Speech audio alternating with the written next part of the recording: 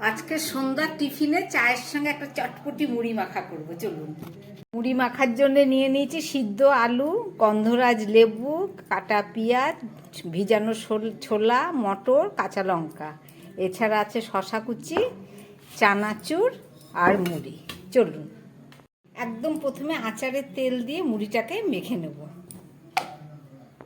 বাটির মধ্যে সমস্ত ছোলা, মটর, পেঁয়াজ আর আলুটাকে আমি একবারে মিশিয়ে নিচ্ছি।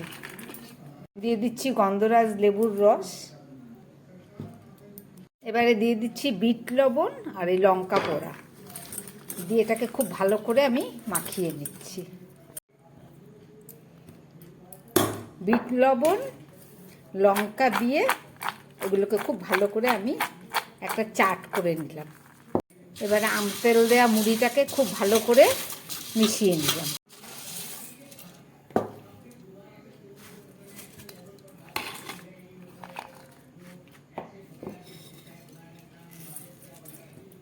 একদম রেডি।